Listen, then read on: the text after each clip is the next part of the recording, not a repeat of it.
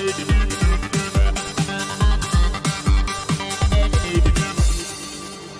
are not SEBI registered analysts. The insights shared in this video are for educational purposes only. Given the rapid changes in market conditions and individual circumstances, we strongly advise consulting certified professionals before making any investment decisions. We are not liable for any losses resulting from the use of information provided in this video.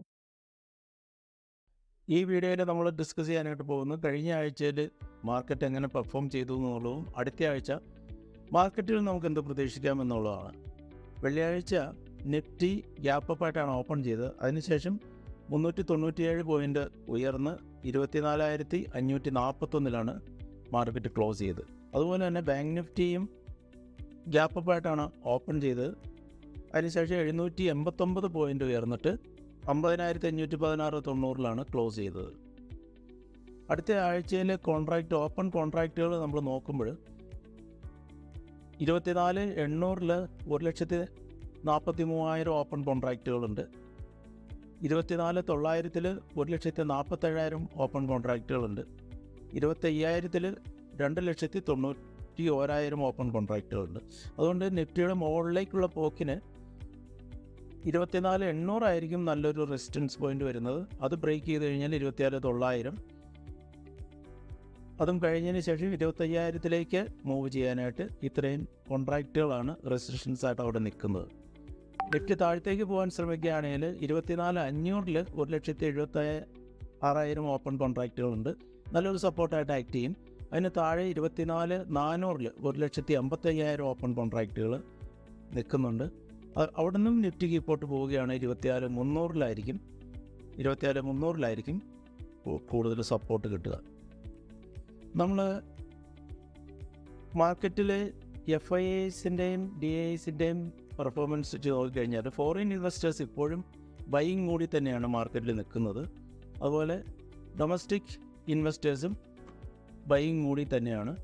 FIIs 766 കോടി രൂപയുടെ instruments വാങ്ങിയിട്ടുണ്ട്.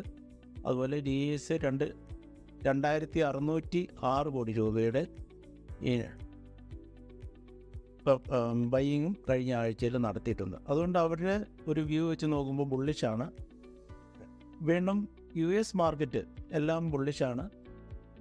European മാർക്കറ്റും ബുള്ളിഷാണെന്ന് പറയാം. Asian മാർക്കറ്റും ബുള്ളിഷാണ്. അങ്ങനെ ആകെയുള്ള movement നോക്കുമ്പോൾ market ഇപ്പോഴും എക്സ്ട്രീംലി ബുള്ളിഷായിട്ട് തന്നെയാണ് നമുക്ക് കാണാനായിട്ട് സാധിക്കുന്നത്. പിന്നെ ഒരു കാര്യമുള്ളത്, അമേരിക്കയിൽ ഒരു റിസഷൻ്റെ ഒരു ഫിയർ ഉണ്ടായിരുന്നു. ആ ഫിയർ കുറഞ്ഞിട്ടുണ്ട്. അതുകൊണ്ടാണ് ഡോ ജോൺസ് മുകളിലേക്ക് പോകാനായിട്ടും നല്ല പെർഫോമൻസ് നടത്താനായിട്ട് സാധിച്ചത്. ഇന്ത്യ വിക്സ് എന്ന് പറയുന്നതാണ് നമ്മുടെ ഇന്ത്യയിലെ ഇൻവെസ്റ്റേഴ്സിൻ്റെ കോൺഫിഡൻസിനെ സൂചിപ്പിക്കുന്ന സൂചിയാണ്. അത് കൂടുന്തോറും ഇൻവെസ്റ്റേഴ്സിൻ്റെ ഫിയർ, പേടി, മാർക്കറ്റിലുള്ള പേടി കൂടുമെന്നുള്ളതാണ്. കഴിഞ്ഞ ആഴ്ചയുടെ ആദ്യ ഭാഗത്ത് അത് 20 മുകളിൽ വരെ പോയായിരുന്നു. അത് താഴത്തേക്ക് വന്നിട്ടുണ്ട്. അത് മാർക്കറ്റിലെ കോൺഫിഡൻസിനെ ബാധിക്കുന്ന കാര്യങ്ങളാണ്. ഇതൊക്കെയാണെങ്കിലും മാർക്കറ്റിനെ കീപ്പോട്ട് വലിക്കാനായിട്ട് പറ്റുന്ന ചില ഫാക്ടേഴ്സ് ഉണ്ട്. ഒന്ന്, മിഡിൽ ഈസ്റ്റിൽ നടക്കുന്ന വാറാണ്. രണ്ടാമത്, ഒരു സീസ് ഫയർ ടോക്ക് നടക്കുന്നുണ്ട് ദോഹയിൽ. അത് സക്സസ്ഫുൾ ആയി കഴിഞ്ഞാൽ യുദ്ധ ഭീഷണി ഒഴിഞ്ഞു പോകാനായിട്ടുള്ള ചാൻസ് ഉണ്ട്. അങ്ങനെയാണെങ്കിലും മാർക്കറ്റിനെ അത് വീണ്ടും ഒരു ബുള്ളിഷാക്കാനായിട്ട് സഹായിക്കും. ഉക്രൈൻ റഷ്യ വാറിൽ കൂടുതൽ പ്രശ്നങ്ങൾ നടക്കുന്നുണ്ട്. അത് റഷ്യ ഒരു ഭീഷണി മുഴക്കിയിട്ടുണ്ട്. 3ാം ലോകമഹായുദ്ധം ഉണ്ടാകാൻ ചാൻസ് ഉണ്ട് എന്നെല്ലാം പറഞ്ഞിട്ട്. ഇന്ത്യയുടെ മാർക്കറ്റിൻ്റെ കാര്യം പറയുകയാണെങ്കിൽ ഹേഡൻബർഗ് റിപ്പോർട്ടിനെ സംബന്ധിച്ചുള്ള വാഗ്വാദങ്ങളും എല്ലാം തീർന്നിട്ടില്ല.